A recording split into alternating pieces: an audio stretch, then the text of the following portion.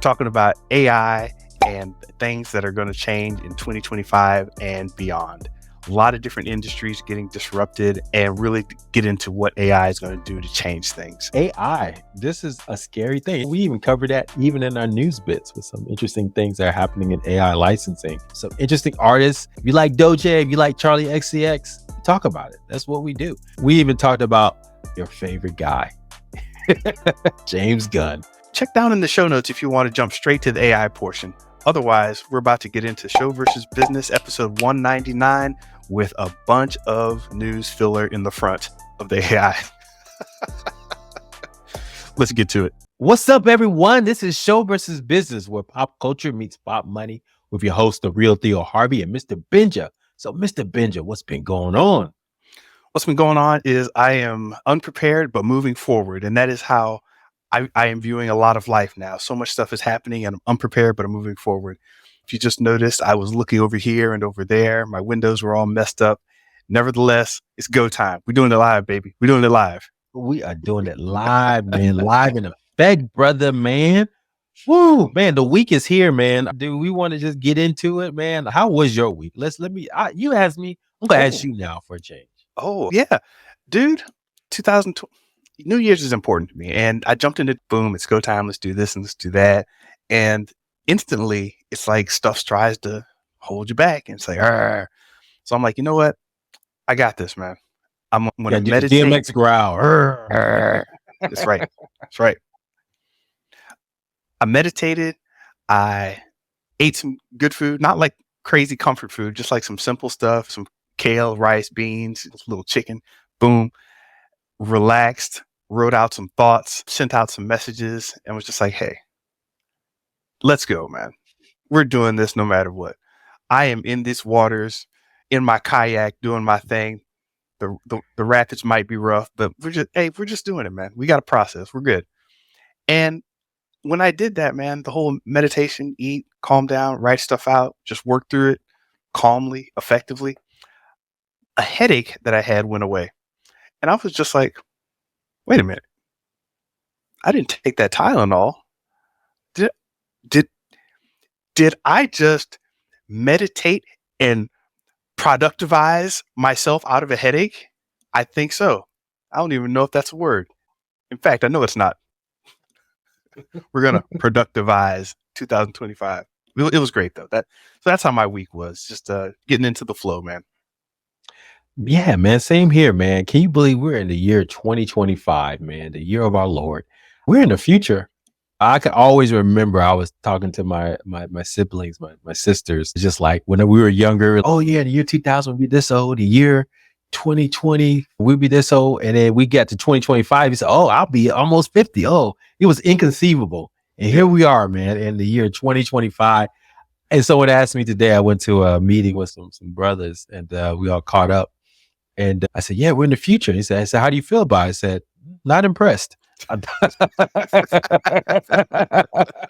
thought we'd be having flying cars, be sitting on, have a moon base by now. It just, when you thought about the future, you just thought space for some reason, all that stuff. And I said, instead of that, we got TikTok. So it is somewhat underwhelming where our advancement went. And so I just went outward more than, and it looked like it went more inward. Yeah. Well, no, it's interesting. And we're going to be talking about AI a little bit later. But I heard this interview and I'm trying to remember where it came from. If I remember it, I'll put it in the show notes, but I probably won't. So too bad. But this technology researcher, pundit, whatever you want to call him, this technology guy was talking and he said, yeah, at some point, what ended up happening was we decided to start focusing all of our mental powers and all of our development powers into the internet and apps and these quick little hits instead of, we used to say, hey, let's go to the moon. And boom, whole industries came up, flight, jet propulsion, space travel that changed communication with the whole satellite thing. So you had these changes, and the same thing has happened in biology where it's like, people thought, hey, what happens if we do this and the healthcare system can do that and we can transplant lungs and livers and whatever else. And you had these strides in these different areas. And the guy was like, hey, let's take it back and not look at it so altruistically in terms of helping humanity, but maybe these people just found a way to make a quick buck. And it's much easier with computers to make a quick buck. So everything turned that way.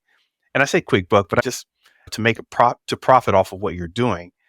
And that got me thinking like, what if it was just that simple where it's like, hey, if you can make a whole lot of money with apps, do that instead.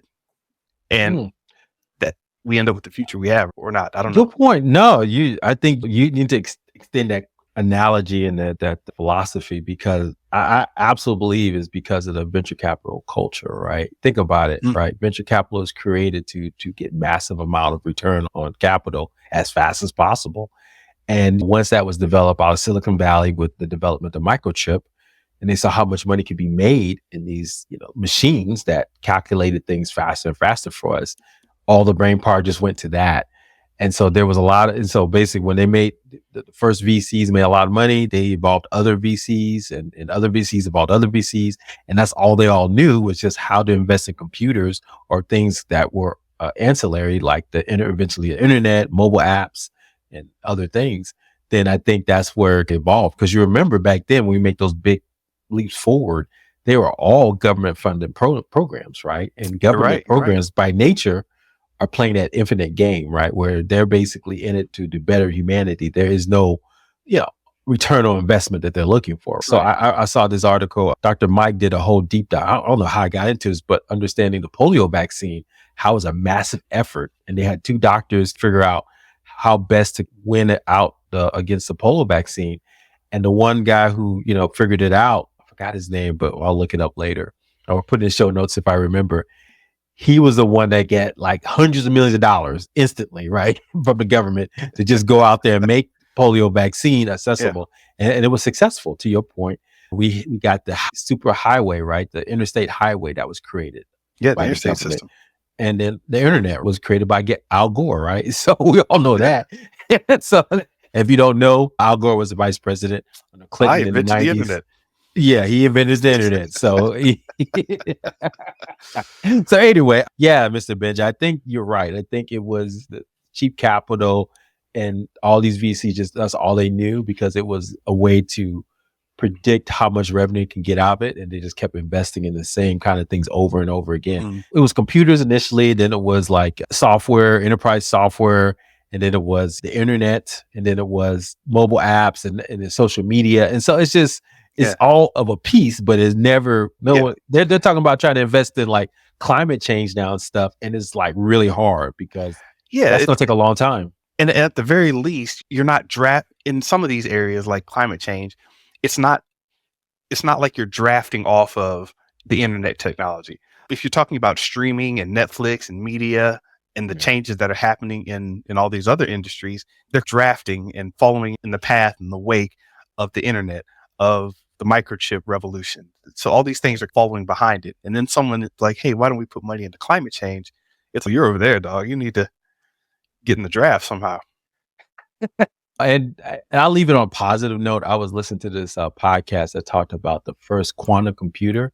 They finally got one working well, where it was able to calculate a math equation in 5 minutes that would take a supercomputer, basically the entire age of the universe. So I think that's 10 to the thousandth power or something like that. So it was like, and they said this quantum computer, because quantum physics is weird and they have things called superposition where two objects can be in one place at the same time. You don't know their Yeah. state until you observe it. And so they have these interesting things where they said the quantum computer. Yeah, could you, What? when you call tech support, could you turn your computer off and turn it back on again? I think it's on and off at the same time. You know, You must have got a couple of those in your day, huh, Mr. Benja? I'm not sure Well, what yeah, to do.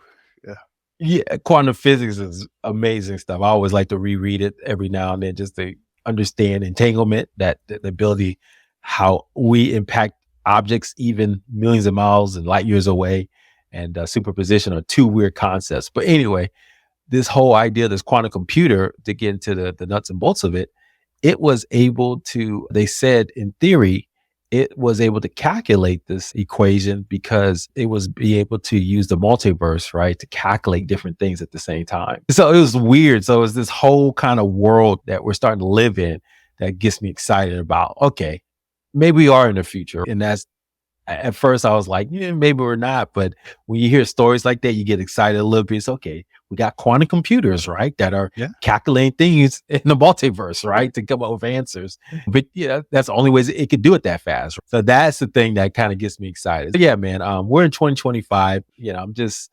excited about the future as always. I'm like you. I get really internal, reflective. One thing I do want to say, I don't know if you look at through your notes sometimes, Mr. Benja, from the previous year and do reflection. If you're Mhm. a Dr. Benjamin Hardy fan like I am, I'm always looking at the past to get excited about the future. But sometimes I look back, I'm like, what the hell was I thinking? You're just like, Theo, 2024, wake up. Yeah. No, it's wild. I actually have my stack of journals right over there. Yeah, same here, brother, right down there. And what's it is fascinating, but I don't worry so much about the dumb stuff because as a creative, we're trained to just spew out a bunch of dumb stuff all the time. If anybody wonders how could they think that was a good album? Hey, you're just supposed to spew out dumb stuff and see what happens. But I'm flipping through all this stuff, and in the midst of it, like in all caps, I wrote this one phrase, and it stuck out to me, and I was like, I remember that emotion. That was a good Mm. idea. It's still a good idea. Why did I leave it there? Hey, so there's a lot of good you come back to, and it's just like, oh, I love it. Absolutely. Or some stuff you forgot. Dang, why did I drop that?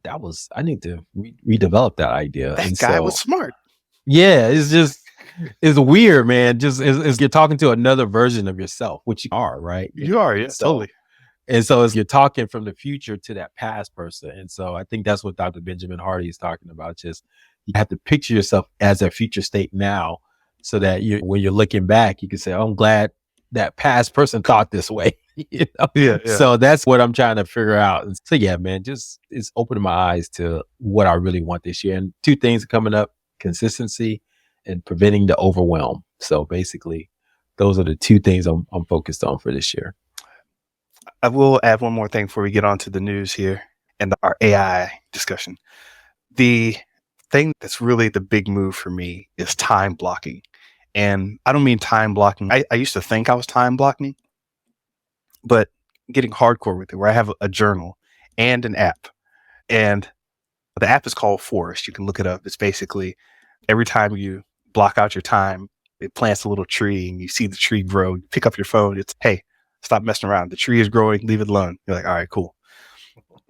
And then, so I have that. It cuts off my phone and gives me a timer at the same time. So I'm like time blocking for 1 hour or whatever. Then I go over to my journal and I'm like, all right, I started this time block on this date. Here's what I'm going to do. During that time, I can only do the thing that I've committed to. I only do that. Like, I don't have to do it, but if I do anything, it's going to be that. I don't know if you see the difference. So if I said I'm going to write for an hour and I write for 10 minutes and then I'm stuck, I just have to sit there. I can't do anything else. But then if it like the 45-minute mark, I'm like, oh, I could write this too. I keep writing. So it removes the pressure a little bit of continually trying to write. And then I get mad that I wrote something and I wasn't in the mood. But I got this from Seinfeld, actually. He's just, no, Mhm. just say that you aren't going to do anything else but that thing. So the rest of the time, I can meditate, I can stare at the wall, I can hold on to the pen and paper, but I can't do anything else. I can't draw, I can't go get a snack, I can't whatever. Just that thing. So between the app, the journal, and this intense focus now, I've been banging out some stuff. And it's been great. Banging out some stuff. I love it, man. Yeah, I heard Alex Hormozy talked about that too, but he mentioned it was Seinfeld that talked about this locking yourself in a room and don't come out until you got to get that thing done. And yeah, I might implement some of that. Be more Yeah, focused on that. it relieves a lot of pressure because when you're not doing it, when you're not in the time block, that's when you can just screw around and whatever. But you can reduce your time block down to 5 minutes, 10 minutes just to practice. And it's, hey, I'm for 15 minutes. Because that was his thing where he would look at himself in the mirror and go, you can do 5 minutes. And just look at himself with disgust. Come on, dog. you can do 5 minutes. If just nothing else, just do 5 minutes. And then he would just lock himself up and be like, all right, 5 minutes. I can only write. I don't have to write, but if I do anything, it's only going to be writing. So yeah, that's my new thing, and it's working great. Love it, man. Love it. Yeah. What's up, man? I know we talk throughout the week, so everyone, we just talk about stuff that's happening in the world. So you're just privileged enough to listen to us talk a little bit about what's going on. But yes, what do we want to start with first? Oh, we talked about Google's quantum chips. Let's really quickly go to AI licensing. What was this one about? You sent it to me. AI licensing. Oh, it was an interesting concept. AI rights licensing platform for creators. So basically, more and more it's called created by humans. So I think this term created by humans is going to get more and more important in the future. So that term, number one, just lit something under me, right? But then this whole focus on like making sure like creatives have control of their digital rights, especially with AI out there scooping up everything. I think that's going to become more and more important, right? So I think that's the only reason why I share it. Just want to get your thoughts on it as a creative, right? What does this mean? Is this something that's important? And I pitched an idea to my lawyer brother-in-law, and we may do it, man. I was just like, man, I'll put it on this pie. I don't care, but we got to do it. It's one of those where you gotta create something that I think more and more people are going to realize digital rights are going to be so important for the future. And so what does that mean? Yes, right now celebrities want it, need it for their protection, IP rights and all that. But Joe Schmoes, man, I think that might be of interest to them because you don't know what AI. I was telling my lawyer brother-in-law, there could be some future business opportunity where they take our image, Mr. Benja, and then they make billions of dollars off of it in a year 20, and we would never know, or our descendants would never know. And that's that whole Henrietta Lacks. Remember the immortal genes where a lot of corporations used her, the government used her genes to create all these different vaccinations and drugs and stuff like that. And her heirs just now recently got some money for it. Yeah. So those are the things that I think is going to be more important. People don't realize, wait a minute, I think I may want my digital rights in perpetuity. Yeah, no, it's interesting. There are so many stories of songs, scripts, video game concepts. Like, when I say video game concept, I don't just mean guy went and saved the princess or whatever, but like Tetris was one of those genre shifting concepts. And that's something that could have easily been stolen, right? If it didn't get put out the way it did. The Rubik's Cube, that's something that could have easily been stolen. And it's like, how do you prevent this? And a lot of people think, hey, these guys made this product or whatever. It's great and it's original. But the secret recipe came from their neighbor who they didn't like and weren't going anywhere in life. So they're like, man, they ain't going to do nothing with this recipe. I'm just going to steal it and see if they're going to do anything about it. And it's like decades later, some old lady on the stand, they took my fried fish recipe. So yes, I totally like this idea. I wonder about this in conjunction with the blockchain, in conjunction with what's out there already for digital licensing. I don't know how it all plays out in terms of how these law firms and how these businesses and how these tech individuals are going to fight it out. But something is brewing, and I don't know how it happens exactly. I don't have a clear vision of how it could happen. Yeah, maybe we'll bring on a legal expert in again and just talk a little bit about that because I'd be curious. I think we talked about Robert Downey Jr. He was going to have his rights protected into perpetuity. And then I just saw Mufasa not too long ago, James Earl Jones. We talked about him providing his voice for Darth Vader, and I'm sure for Disney for future and in perpetuity. So those are the things that are becoming more and more important, especially individual folks. I think we may find ourselves, somebody makes $1 billion off of my voice and likeness, and I become a global superstar in the year 3012. Yeah. I'm sure I want my heirs to take advantage of that. I'll be long gone, but I want to make sure my family's taken care of. Yeah. Okay. So let's jump into the future a little bit. There's an app called Scrivener, right? It's a writing app that people used to write. One cool feature that it has is called the research feature, and it allows you to bring in links and drag in pictures and things. And what'd be interesting is if everything that we link to, reference, pull from, and gather to build our product, if that gets tagged, logged, sequenced, prioritized, and basically tokenized into a system, then it's by the time my movie comes out or my game comes out, it could be like, hey, this guy took a little bit from this. He took his inspiration from that. And it's just thoughts for an interesting future where nobody wants to hear your idea unless they have some type of reference from it. I don't know. Interesting stuff though.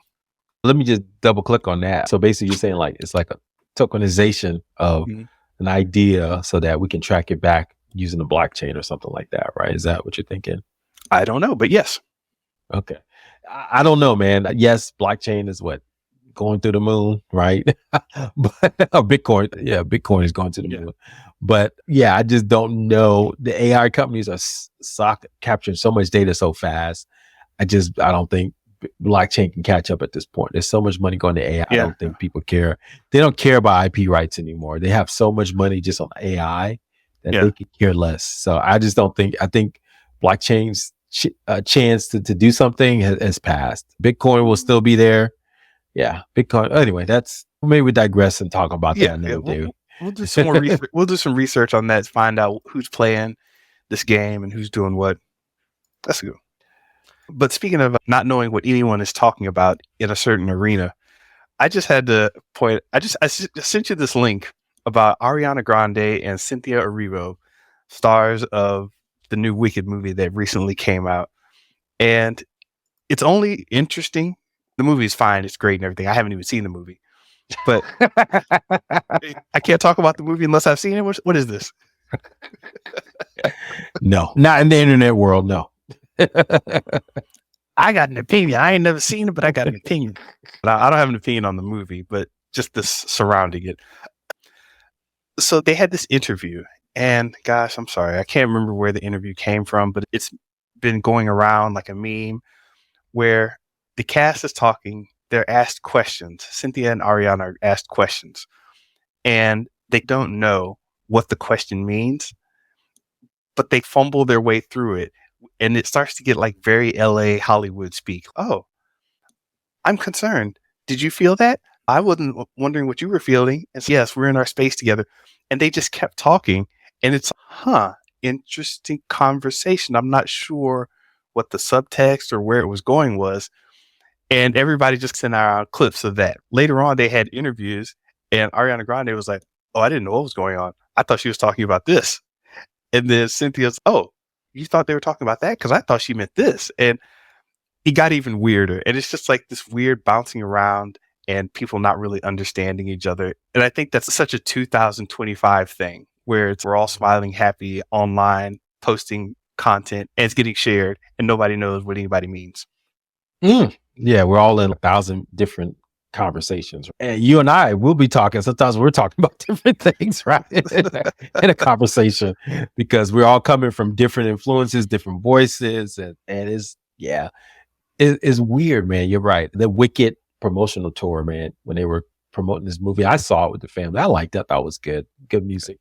Obviously, Ariana Grande's been a celebrity since she was a teenager, right? So she's probably known how to manipulate things and do different things. But it's just interesting how they use that moment to even bump themselves up and accelerate the movie. Yeah. So I would say a lot of that stuff I take with a grain of salt, because the reason why I'm telling you this, because there's another movie that came out. It was called It Ends With Us. I don't know if you know about this, but the two stars of that movie, Blake Lively. I thought you were saying you didn't know the name of the movie, but It Ends With Us. And I was like, yes. Case in point. I was like, what movie ends with us? Let's see. Ends with us. It's just us at the end. Yeah, the movie's over. No, it's called It Ends With Us. It was actually a decent movie. My wife saw. I haven't seen it, but it's like one of those abusive, bad boyfriend kind of movies. Blake Lively, who's the wife of Ryan Reynolds, she accused her co-star, who actually happened to be the director of the movie, I think his last name is Bardini, of this bombshell sexual harassment case. He came back and said that's not the case, and the reason why you got this information was illegal. So this whole back and forth about who's manipulating who, and is the she said game at the highest level where no one knows who's telling the truth or not, because there's so much, there's PR firms involved saying, oh, Bardini planted these stories in the media to make her look bad, and vice versa. So it's just when you say things like these high-end Hollywood types, they have armies of people, not just legal people, not just makeup artists, but like press, PR folks, crisis managers. They can manipulate any type of message they see on social media now. And they have whole firms that the whole goal is to manipulate us into thinking that something is bigger than it is. So I think, yeah, we'll see more of this in 2025. I mean, I know we're making some predictions here, but that whole memification of these movies and trying to make them more of events or issues. Yeah, yeah, Because I saw another group of folks that would promote another movie. They recreated that meme. I think they were holding each other's finger or something like that. yeah. They call it holding space or something. I think that's the Exactly. meme. Yeah. So anyway, yeah, I'm familiar with it, man. But yeah, it's crazy. Man, what else we got here? So if you don't mind, we move on. So Yeah. DC Studios, man. Do we want to check in on DC Studios real quick?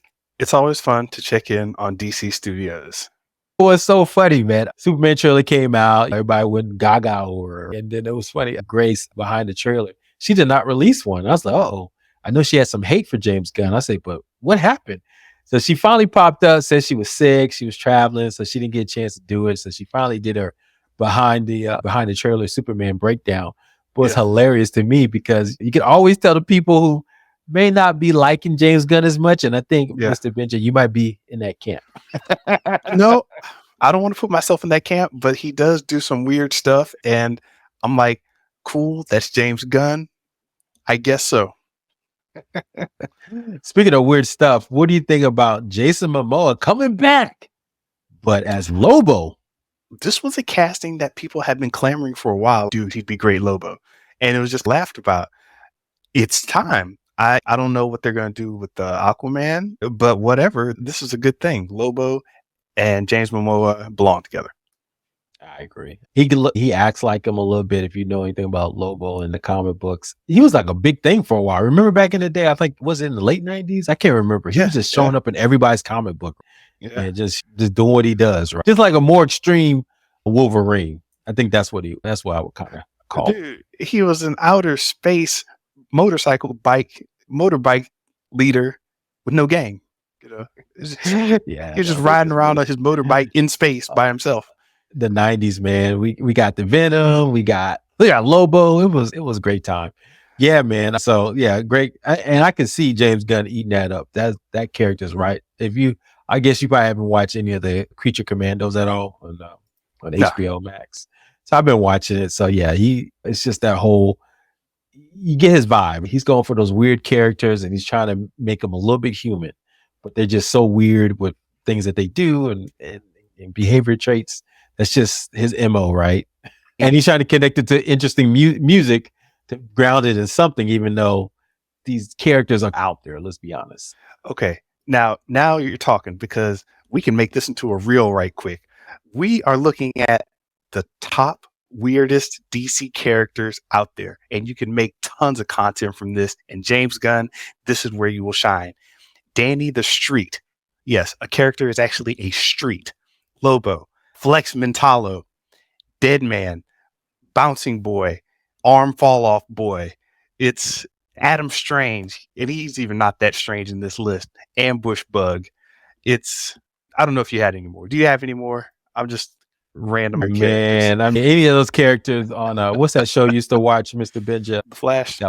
No, not the Flash. It was the weird show with the Metallic Man and Doom Patrol. Any character there, I'm assuming could make his list. Yeah, man. That's a good reel. But yeah, so we'll see DC Studios. Everybody's excited about Superman. The Green Lantern shows popping up. What are the other things? Oh, you saw that the Batman, the Matt Reeves got pushed back to 2027. So that's going to be interesting. So I wonder if they're going. Yeah. But you really like the first one? The Batman? Nah, I just figured I'd say sad face because I was. So we have more time for the Penguin sequel TV show, basically also known as Sopranos Gotham. So anyway, we'll see more of that. So yeah, anyway, so we'll check in later with them, man. What else we got here, man? You know what? I was listening to a song. Let's jump into music for a little bit. I was listening to a song by Tyler, the Creator, on his new album, Chromacopia. And all of a sudden, this female rapper comes in and just starts banging away. And I'm like, oh, That's right. Who is this new, fresh voice? Sounds slightly familiar, but I can't place it. It was your girl, Doechii. I don't even know if I'm pronouncing it right. Doechii. Doechii. You know, with the Doechii. multi- Tampa on, man. Put some respect on her name, man. She's from Tampa. right, like Tampa, Florida. run across a lot of Doechiis. Her and Amanda I'm, Steinberg can have name arguments together. I know I butchered that one too. Fallenberg. God messed it up. Yeah. So what'd you think of her, man? Oh no, she's fire. I knew she was, but I just when you hear somebody at one time, you're like, oh, that's pretty cool. But then you start understanding their context a little more. And when they show up in a song, you're like, there it is. I'm starting to get it. That's what happened this time. Yeah, man. She just released her new song, "The Nile's a River," and it was I don't know if you saw the video. It's basically hilarious where she's doing the whole Family Matters motif, but Yeah. she's doing that fast rapping and she's just going through her story. Talent, man. The girl, she is. I put in our notes here. I said she's a female rapper, right? But this ain't Sexy Red. This ain't even Glorilla, right? This is a true artiste, right? Because it's just like everything she does has intentionality around it, right? When she performs her music, I don't know if you saw the Little Desk performance that she did, or Stephen Colbert on YouTube. Very intentional how she performs it, how she raps. She just is a different spin on the female rapper that we haven't seen since maybe Erykah Badu, who was a singer, really. Just this extra, what's it called? Theatrical kind of a flavor to it that she brings to the female rapping game. So I kind of, I'm digging it, man. Yeah, she's bringing an extra kind of theatrics to it, and I think that's making it interesting. So we'll see, man. We know this music game is tough, man. So I wanted to talk about the music session because I did also a deep dive on another artist, Mr. Benja, Charlie XCX. So are you Brat, Mr. Benja? I haven't actually heard anything from this, but Charlie XCX is a name that just showed up and you were like, huh, okay. And it never went away. She always seemed like she would go away, but she never went away. And now apparently everybody's clapping and applauding her latest campaign.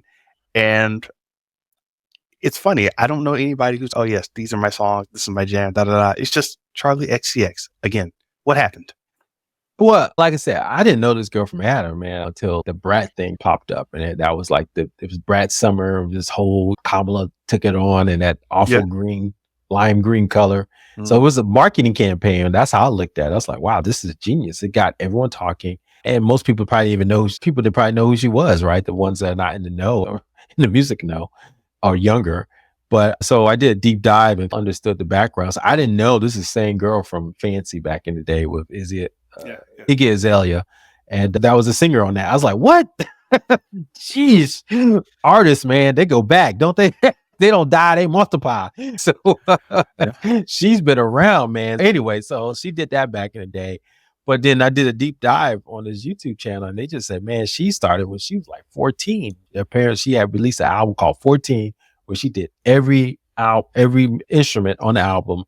And from that, she got booked to do these kind of raids late at night at 14, singing her heart out. And so it got me thinking, it's like these artists, man, these independent artists, man, they starting to gutter, man. They don't care. They got to get this music out. No matter how old they are. Doechii, she started putting stuff on SoundCloud at 16. You go down the line, all these artists, man, that's like the new way now. Before it used to be, you got signed on the back end by Jay-Z before you got thrown off the roof. Mm-hmm. AKA Rihanna. Or you were a Disney star and then you got assigned like Ariana Grande. But now these independent artists, they just like grinding underground, making it happen. And they getting the music coming out. So Charlie XCX is to finish the story out. She did all that. She disappeared for 5 years and just really got back to her roots, found some new sounds. And then she released this Brat and she was already on the come up at that point. She finally had her own group. I forgot what they're called, but you're not a pop star unless you have a name to your group, the Army, Rihanna, or of course the Beehive for Beyonce. So she has her own group. And when she had that, she used that community to leverage that to get her to the stratosphere, right? And that's what she used with the Brat campaign. So just about going back to your roots, about understanding who you are as an artist or as a content creator or as a business owner, and then having that community that can help propel you to the next level. It was just a casebook in how to take your brand to the next level. Yeah, we may put it in show notes, but it's a great article from a business standpoint. This is show versus business. So really understanding how she did it. And she even said in so many words, um, I need to look at myself like a brand and really think about the marketing campaign before the Yeah. music. Yeah. We should also check in on Russ too later on. He's somebody who's on that tip. Russ, Chameleonaire, Master P. Man, we can do a whole thing on this. It's crazy because they're the blueprint, man. I love it, man. I love it. So you want to jump to our feature, or you got another one? Nah, man. Let's jump to this feature, man. Let's get it. All right. So we used to do features a while back, and we figured we reintroduce them now that we've got our chapter updates. You could just jump straight to it. But we found ourselves talking about AI and the changes that it was going to make in the industry and what industries it was going to affect. So we're picking 5 top industries where AI could possibly change the world, everything, the universe, the multiverse. It'll be all up in your quantums. This is going to happen. And I don't even know if you can call it a prediction, but we just think this is the way it's going to go. So 5 industries that will see massive change because of AI. And I don't know exactly how you wanted to start this, Theo, but if we want, let's just start with our list here. So this isn't in any particular order. We'll start with healthcare because you're involved in healthcare and we both got some thoughts on this. So how do we see massive change in healthcare because of AI? Ooh, yeah, we're starting with probably the one that's probably the most resistant to AI. I think so because Okay. of during COVID, telehealth blew up, right? Because doctors couldn't see patients anymore, and so they had to use FaceTime and video to communicate. 5,000% usage. We're down below COVID levels, like where we normally were when it comes to telehealth now. So it goes to show me that that was like a blip. It wasn't just an overall behavioral change when it came to telehealth adoption. So that shows me just healthcare by nature is like the law, right? Is built on all these peer-reviewed articles, medicine, people justifying, is this correct? Is that not correct? Trying to create protocols because obviously you don't want to hurt people, right? When you create new protocols. So they're trying to it's very conservative in how they move medicine forward, if that makes sense. Yeah, and there's a lot of covering yourself, CYA activities where I have to cover myself because, hey, if this regulation's in place, this policy's in place, these reviews are in place, and then I do something and it doesn't go right, I don't want to be held accountable because of all these policies, regulations, and everything else leading up to it. It's like, Absolutely. So we start here because it's probably the toughest one to change AI, but I'm seeing it now. One of the first things I'm seeing, a lot of doctors I talk to, they're using AI to do charting. So basically when they talk to you, they have to document everything digitally into the database is called electronic medical records. And so every time I talk to a doctor, they're using AI to chart that for them automatically. So there's usually they had an assistant in there, a scribe or something. It was like messy because you got 2 people in there. And they're not really talking to you, they're talking to each other. So now the doctor can come in and the AI can record everything he's saying and he can just search his notes using the AI to figure out, okay, I talked to Mr. Benja about this. What are some cases I can look at to help him with his concerns? So I think that's something that we're seeing. So basically automation and making their job easier, but you're still having that human face to protect them. Next, I see the one they wanted to do is clinical results, giving them people a clinical evaluation. I think we're still a long ways to that because we know AI does hallucinations. And so you mean like they give you the diagnosis? like a diagnosis. Yeah. So they're talking to you and say, you have cancer. You're like, well, you don't want AI to do that. You want that human face to really understand that. And I just don't see that happening automatically. Now, there's some stuff, there's tools, people are trying to build them. I don't see AI because AI can pull this information together, but there's still that, as we all know, if you don't know, it's like the way when I talk to our doctor friend, Dr. Jackson or Dr. Chris, with him, he talks about when you make predictions on who the person is. They're a 50-year-old African-American male, right, who has a history of heart disease, then likely this is the way you treat it so you can prevent costs from exploding. So I think AI still has a long ways for that. And so I think Yeah. those are the two areas I see automation help the doctor and the clinical staff, like nurses, do the job better. And then clinical review is when you're thinking about understanding or clinical diagnosis using AI to diagnose people. Those are the two areas I Okay. think they're trying to use it for. Real quick, at first I was wondering myself, how does AI get this wrong? Let's say you have thousands of pictures of x-rays and the AI can go through it and say, yes, this is clearly this type of fracture. This is clearly this type of tumor or whatever, because I'm AI and I've viewed a bazillion of these things. But so I thought, yeah, let's go forward with it. But then I saw this one study where people were taking pictures of their skin. And if they had a certain type of lesion on their skin or something, hey, this guy has this this may be cancerous or something. And I forgot exactly what they were checking for. But in all the pictures of the lesions, they're like, hey, the AI got it right some huge percentage of the time, while people looking at it were missing and they weren't sure. Turns out that if the photos were taken in a certain type of lab or with doctors, then the AI would say, oh, that's clearly a problem because it was taken in this lab, or the picture was taken in the lab or with a certain type of fluorescent lighting, as opposed to going out to someone's home or you're out in the field and you take a picture of this lesion or area of skin or whatever. And it was just like figuring out, oh, this lighting versus this lighting. This happened in a hospital, so he's probably sick. It Hmm. was, and that was one of those things where AI could get it totally wrong. Yeah, the connections that they have is not making they're making too many leaps, right? Based on what they see as opposed to what the reality is. And so, yeah, I think that's the problem with AI getting too involved in healthcare. And we don't have to get into too many details, but I know you mentioned this digital twin where you can create these Mhm. AI avatars where you can emulate body functions and systems so you can test different drugs.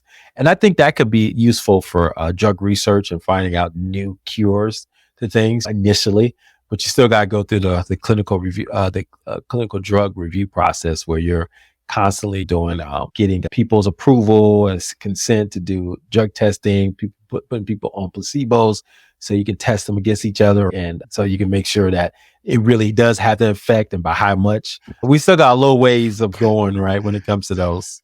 Yeah. AI will mess around and prescribe everybody sugar pills and give an entire county of people diabetes. And The AI come up says, with different causation. The causation is because they were based out of Alabama, right? So, yeah. Alabama people get sugar pills and Mountain Dew. That's because all everybody in Alabama has diabetes, right? There's an epidemic. So it's weird. What's next, man? What other interesting you want to cover? That the next one's a little serious. So I'm going to jump down to movies right quick. Man, we talked about movies last in our predictions episode, and man, I don't know what the industry is going to do, because there's just too much AI and it's too good. It's too It's it's too too good. it's too good to just brush off and not acknowledge. And man, I do want the humanity in there, but a certain part of me is just like, I want to see that Black Panther versus Wolverine crossover movie. You just had, how can we get it done? Hey man, let's get some VFX guys, like 3 of them, and just have them run through some AI and get this thing made. And that's one part of it. Of course, as an artist myself, it's, yeah, this is a tool. We don't want AI making the art on its own. But then you turn to the side and you're like, but I do want that, because I just want this stuff out and I want it created and I want it to look high quality. So it's a difficult position the movie industry's in, because I don't know of an aspect of it that's not affected by AI at Mm. all. No, man. I'm looking at I went to openai.com Sora, and you look at those images, man, and they're just like amazing, man. You can tell there's a little weirdness here and there, but for the most part, they got aliens, they have doctors, they have spaceships. It's just amazing. And to your point, I think we're in a weird time where people are just like, this is getting better pretty quickly, and that's just from the video standpoint. I can talk more from the art in a writer standpoint. Like I said, I have an uncle that is working with Tyler Perry, and when I say working, more like the actor side of it, but he already it's already known that Tyler Perry writes all his own stuff. But Tyler Perry is very interested in AI, Mhm. And sometimes when you look at some of the shows, you wonder, did AI write this, right? Because Yeah, yeah, it's like there's leaps in judgment and logic. You're like, how did this come up?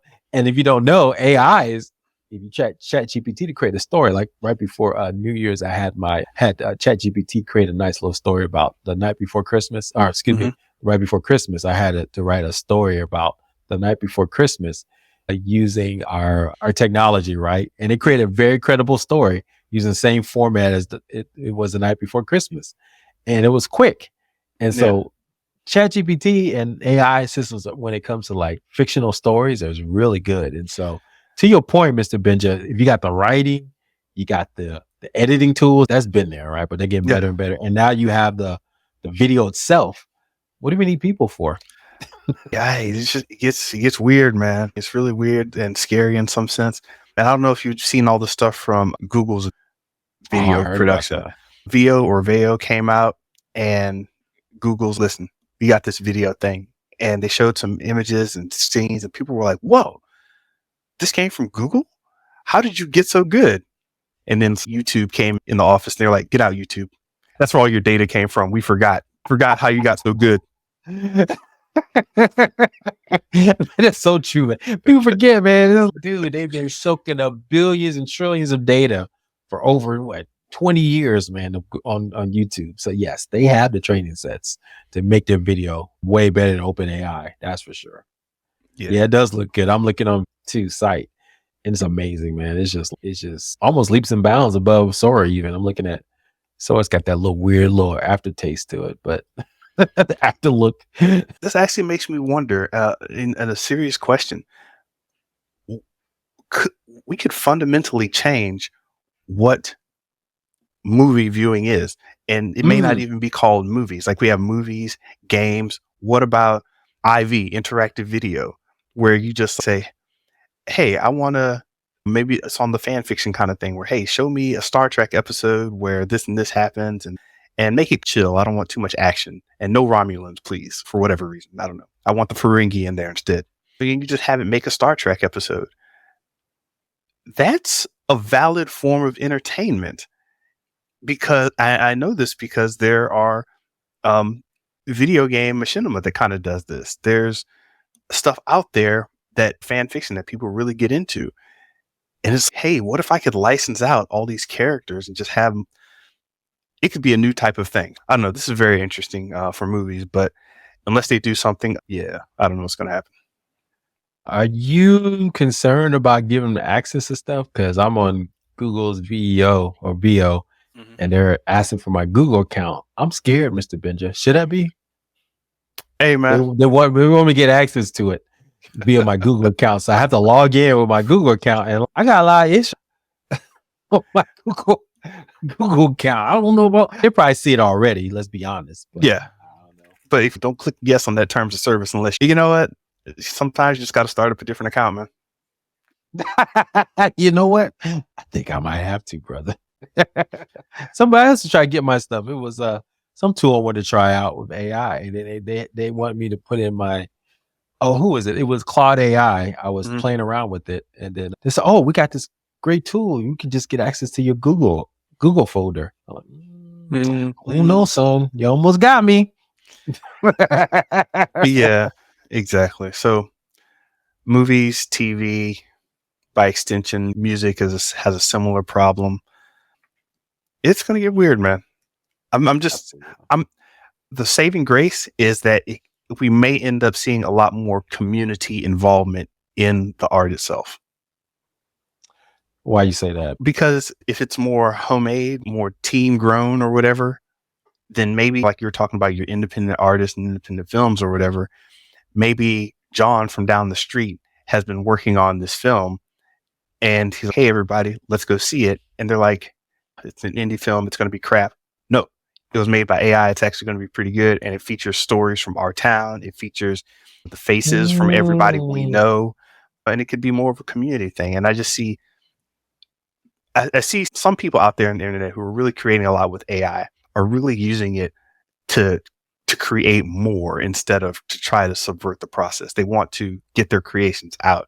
And they're much more connected with their community. It's, hey, community, I want to build this, and AI is the fastest way to do it. Let me do some 3D models. Let me do some backgrounds. Let me do some this and that. I can get my stuff out faster. In fact, our friend Josh, not that he's using AI, he just hit me up about, hey, check out this movie. I'm working on X, Y, and Z. And boom, I'm in because it's community. So Mhm. That's a good point. I never thought of it like that. It's AI, and we use it too to personalize our communications to patients directly because AI is so quick and it can make adjustments on the fly. You can personalize anything. So yeah, we can have, what's it, 7 billion people on the planet? You got 7 billion different movies. You can have a movie just for you or just for your family. You're right. I could make a movie. I just did my parents celebrate their 50th anniversary. Did some video, had editor edited up. Thanks, James. And then showed it on Christmas. But what if I could extend that story and just, regardless of what I video, but added other yeah, pieces in? That'd been amazing. So yeah, man, I definitely see that happening. Wow, I never thought of it like that. But community based content. We need to market that. yeah, and not even movies, but I want to send a thank you to all the people at my church, and I want to make a video of it really quickly. Slap on the AI tools. Let's go. Okay, so we ended out on a positive note. So yes, Hollywood, you all will lose your jobs, but guess what? You can make that holiday that bomb fire holiday card next year. Don't have eggnog? Don't worry. Just hold up a cup of water. AI will fix it for you. fix it in post. What's up? What you got? Man, do you want to stay in this kind of influencer market area where, Yeah, we're let's talking go. about That sounds good. movies, social media? I think AI, the big thing for me, and I've mentioned this multiple times, is that I just feel that AI is starting to take over social media, right? We're seeing IG. Did you see that recently? There was an article. I didn't get a chance to read. I just saw the headline that they released some AI, Facebook and stuff, and people, Meta did it. No Hmm. one liked it. But we're going to see, obviously, we had an influx of all these kind of AI content out there. But I think we're going to give rise to more and more of kind of these, not just deep fakes, which is problematic with AI, but also like whole cloth made up individuals, right? That people will create these parasocial relationships with, that they're going to fall in love with or be in contact with and believe that they're friends. So I think we're going to have a whole new group of influencers that are not really people. And because AI can be so much more influencer, we talked about this, like the AI Yeah. Jesus, right? You can go to that site and you can talk to Jesus anytime. So it's just, we're going to see first, we're going to probably use people that use images and people that people know and Yeah. understand that are not going to sue Yeah. right now. But eventually there's going to be individuals. I'm sure there's people right now bubbling up that have more followers than you and I that are just AI generated Yeah. avatars. And you don't have to jump to the very end of this to just say, oh, why would I want to sit down and watch an AI? Start from the baby steps. Go to a website where you have to fill in some information or get a problem resolved, and there'll be a little chat bot there. Most of the chatbots now that are for major institutions are getting replaced with AI chatbots. So I'm like, hey, my graphics card isn't being recognized by the setup I have. What's going on? You go to the website and they're, hey, type in your model, type in the type of computer you have, and it starts talking to you. It's, oh, make sure you have these settings and you uninstall this software and give system access to whatever, and your graphics card will run fine and be recognized. And the AI chatbot is telling you this, not some guy in some other country. Or not some guy working for Microsoft or whoever. It's an actual it's an actual AI going through the knowledge base and understanding what you're trying to do, and it knows all the problems. It knows what has been said in the forums, so it can just answer your questions. And that's the beginning to me, because you're seeing someone talk to this AI as if it's a person and being happy with the result they're getting back. Fast forward that into the future, you start showing little faces, little emojis, little characters in games that are like a tutorial character where it's like, hey, how do I get to the town of whatever? And it's, I'll show you. And the character just by AI knows what to do. Step. Next thing you know, you get on your computer. I don't want to talk to anybody real. Who watched this movie and wants to talk about it? It's just like AI shows up. Hey man, I saw that movie. I didn't like it. but it's an AI guy, but you like that AI guy. So you say, yeah, I don't like that movie either. And you both sit down and you rage talk about how you hated it. H talk. I'm curious though. Yes, it's scary with OpenAI and these anthropic, excuse me. I don't want to say anthropic with Claude and these big AI systems, their ability to create these things because they train their model so fast with so much data. But I'll be curious, man. I wonder this whole hobbyist movement in AI where basically you can build your own kind of rig or your Yeah, AI system, and you can actually run AI locally on your own computer. And some of these models are pretty sophisticated that you can run on just a basic gaming PC. And so yeah, I'm curious to see, we're going to see more of that because that's something I'm curious in because, like I said, I don't trust the big guys, my content, but if yeah, I create my own and I train my own, yes, I'm using metas, but at least it's quote unquote open AI where we can understand how the AI is getting trained. yeah. At least I can understand how my model is being trained and then I can control that. So I'd be curious to see if we're going to see a growing movement of that because I foresee, I think the legal argument is just beginning, man. These Hollywood guys have been around for hundred years, right? Yeah. They have legal guys looking at this up and down. And I know they're scared, especially the top of the food chain. Because you're saying I'm making 125 million per movie, and now because you already have all my images, you only gonna pay me 5 million for a few different words for a movie? No, that's not gonna fly, man. So Yeah. these folks will be like, I'm not getting paid that less for that for a fake version of Tom Cruise doing Mission Impossible 100. Which now if he signs it off, fine, but then they're gonna want lots of money for that. Yeah, no, it's interesting because there's the cost benefit thing that everybody's going to be doing with each other in their heads. It's, man, I did that role of the penguin, and maybe Colin is a bad example because he actually enjoys that penguin role. But there are characters that didn't like, what's her name? Jennifer Lawrence, was it in X-Men? No, Oh, not Jennifer Mystique? Lawrence. Yeah, Mystique. Yeah. Yeah, maybe they don't want to get into the whole costume every time, and they think to themselves, you know what? This is only going to be a short little stint. I don't feel like traveling all the way out to the studio, getting done by makeup for 6 hours just for this short little scene. You know what? Let AI do it. And if I don't get paid as much, that's okay. I'll still fulfill my obligation. I want the part to be created. I just don't want to go through all that hoopla again. It brings up bad memories, maybe. I don't know. And then you start to see everyone's doing their cost benefit analysis. Like, you know what? If I do this, then that means I have to get all my cinematographers together and my favorite sound guy. But then that means we have to bring along that color corrector that no one likes. Oh, goodness. Okay. Instead of that, let's just have AI do the color correction for the scene. Whatever. Yeah. And it starts to chip away at the integrity of, not the integrity, I do want to say integrity, the core of what we classically thought movie making was about. Yeah, man, it's gonna be a different world with which it always is. I'm not too concerned about that. We got it. Technically, 2025 is the beginning of Gen Beta.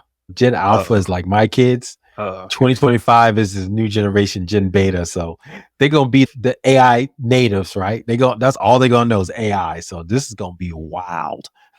Like I said, you talk about dating now, man. We just like, people breaking up by blocking you on DMs and dropping you up IG. You don't follow. You look at who follows you. Man, the AI is gonna take that to a whole nother level, brother. Guess what? Nobody's gonna be rejected. Yeah, they just don't know. Did you want to finish these up? Go over a little bit, Yeah, or yeah. We'll go there real quick. Yeah, let's go. all right? Military. That's one that was interesting to me because it's the military. They're going to do stuff, and they're going to force Okay. you to go abide by what they're doing. I was just watching these videos of, and this isn't completely AI. We're getting a little bit into drone tech here, but I recently saw all these drone videos coming out of China, and these drones are out of control. They're doing all types of maneuvers. They're doing shows. They're integrating with fireworks displays.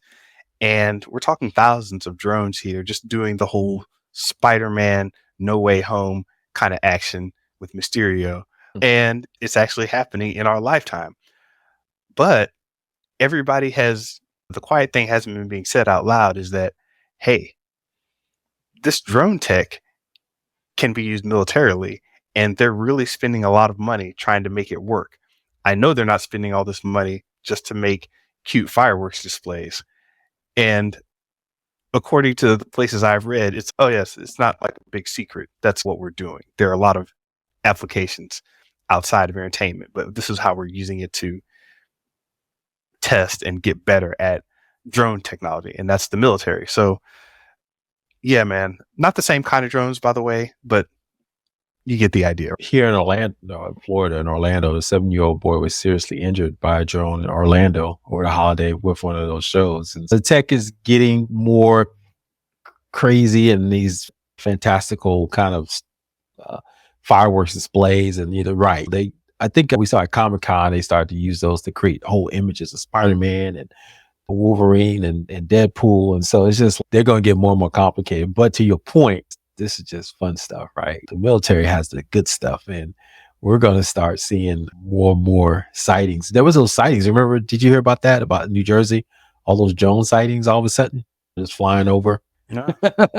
Yeah, that was a big thing. Even Trump talked about it. So yeah, man, I don't know where this is going, and the AI that's imparted into it, just making it more intelligent. This is now, we're in the future, 2025, AI powered drones, right? That's a 2025 topic right there. Yeah. So imagine this, and I'm going to put this out there because let me be careful how I say this. So imagine, first of all, let's separate the hobby drones, the little 4 propeller guys, from the military drones, which are these sleek little miniature airplane looking things with big hits. It's got the camera and all the sensors in the front. So take those the military style ones, and have them start behaving like the fun, happy ones. So you're just chilling, and down the street comes a big swarm of these military style joints, and they break off into different directions, start wreaking havoc all over the place. It's not a far stretch. And I know if regular lay people on the internet are thinking about this, science fiction writers are thinking about this, someone's grandma's thinking about this, it's the military's thinking about this. Drone tech was just one place I thought of with AI, and it's scary. Yeah, there was an episode of, I want to say, the Twilight Zone, a new Twilight Zone, where you got arrested. Instead of being arrested, they would put a drone on you and follow you around, and people had to pretend that you were invisible for a year. And so everybody saw a drone hanging around you. And we didn't know what it was called then. It was just like a weird little thing. But what is that? That would never exist. But I could see tech like that now, where they'll follow people. They even have one, I think, same guys that Doechii, I think that's the name of the camera company. They create drones. They have a mini drone where you could probably do a personal one that can follow you around, and you can deliver content while it's in the air. So you can talk to it and move it around. People are doing that now for aerial shots. But what if you have something that's just going to follow you around while you're talking and delivering content? That's crazy. Yeah. I'm talking about the fun stuff. I know you're talking about the more scary stuff, but I just want to lighten the mood, man. Okay, wait. Hey, how about this? Lighten the mood. The military. You can use this technology to protect people, right? So you're walking around and you've got 5 or 6 Secret Service drones, and they're all got little speakers, and they're playing the music, and they're just walking around, following you. And if anybody tries to mess with you, and you got the Secret Service drones, so you get tased, whatever. It's like, hey, don't mess with that guy. He's got Secret Service drones. Oh yeah, protecting schools. What if they just have drones flying around schools? They're not too expensive, and they checking to see the premises, and something pop off. Boom, you know what to do. Yeah. I can just imagine something going terribly wrong. That's my dog. That's my dog. I'll buy that for $1. That's from. I'll buy that for $1. Oh man, I love that. That's where things go wrong, right? These military style parapolice type of things, paramilitary police type force using technology, and it goes horribly wrong. So, hey man, while you're tripping, they're already protecting our cities in some spots. You got the little police droids going around checking stuff out, and where the AI comes in at is it's using AI to figure out what is a threat, what's not a threat. Is that a person or is that a mannequin?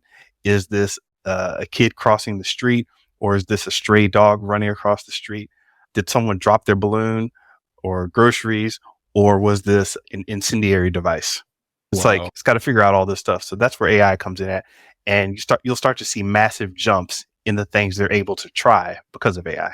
You know what? Luigi, man. Then they get him by just looking at they got some facial constructions technology when he pulled down his mask and talked to the girl inside the Starbucks. Yeah. There you go. The AI is using that to use, facial technology, scanning technology to find out what people are. And so, yeah. And that's why I knew New York was going to catch them. I was like, they couldn't let this slide. That city's too big. If it's only get away that quick and easy, man, it would have been open season. But yeah. So they had to wrap that up quick, and AI helped with that. Yeah. All right.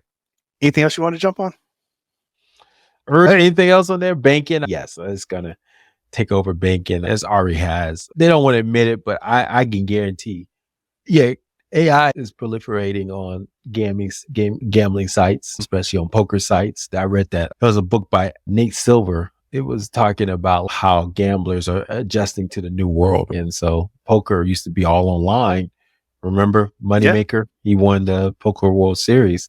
And now, because of AI bots, it's just they have to go back to real people, because it's all these algorithms out there just fighting each other out in gambling. Yeah. And so in banking, I think it's going to be similar. It's just like all these scams. How many scams are you getting? How many scams did you potentially pick up on? I saw at least 10 that could have got my way, and then probably about another 20 more, but I just didn't even pick up my phone. It was fake to spam. Yeah.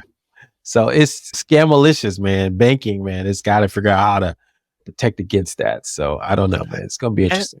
And it's funny because there's so much good that can be done with AI and banking, I think, where it's AI could be like, hey, you really should move your money into this and this now that you've moved to this city because the risk of blah, blah, blah, or whatever. I don't know. Changes the whole finance game if you're for personal finance or business finance, even, where it's, hey, I want to do this much money, I need to save this much, da da da da. And a lot of people may not have access to financial planners or just the kind of information they need. If I have my AI digital financial planner looking at my bank account, like, you're screwing up, son. You need to do this. And it's, oh, okay, thank you, AI planner. I can do that already. You know that, right? If you get ChatGPT in your banking account, someone did that, you can ask, hey, what am I doing wrong? Oh yeah, you spend too much dog food. Kill the dog. At this rate, you will have spent $4.2 million on dog food when you could have just asked, like, really? Exactly. So yeah, man, I played with it a lot over the break, just to do different experiments with it. And I had to read the Christmas story. We usually read the Christmas story at Christmas about the birth of Jesus. I had ChatGPT do it. It didn't go over well, but it was fun.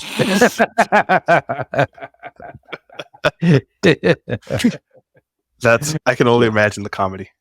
Oh yeah, it was fun. So Mr. Benja, man. Yeah, AI is here. We're going to talk about more how's it changing our lives. Me and Mr. Benja probably doing our own individual experiments. So maybe we'll bring them what we learned over the next couple this year over and over again. Yeah, if you have any particular insights or links we should check out or anything like that on where AI is showing up that people aren't really talking about or that people aren't expecting, beauty, fashion, sports, logistics, manufacturing, toys, child rearing, space flight, whatever, let us know. There's no end to this. So I'm just excited and a little bit apprehensive about where things are going, but it should be fun, right? Because the future is fun. The future's fun, man. I think we're apprehensive because we're old. Yeah, that's just the nature of being older. You get a little apprehensive about, think about it. When we were growing up, everybody was like, oh, yo, MTV raps and music's going to corrupt our brains. We're all going to be cussing, doing all this other stuff. Oh, drugs, this is going to kill us all. And so it's just the nature of the future. The older folks always are more fearful because they just don't. They live so long. They just, oh, this is similar to that. And that could be terrible. But the young folks, man, I talk to my kids, they just like, whatever. They just living their life, man. They don't know no difference. It's weird when you get that random kid that's, y'all, we better watch out for that. And you're like, You've been here before. what you worried about? I love it, man. Well, no, this has been a good episode as always, man. I'm super excited about this year. Mr. Benja, thanks for talking about AI and bringing this up to the forefront. So look, guys, if you like what we talked about, please subscribe and comment at Show versus Business on X, Threads, YouTube, and Instagram. Listen to us at Spotify, iTunes, or wherever you listen to podcasts. Visit us at our website, Show versus Business, and you'll see some more information there. All right, guys, have a great one. Peace.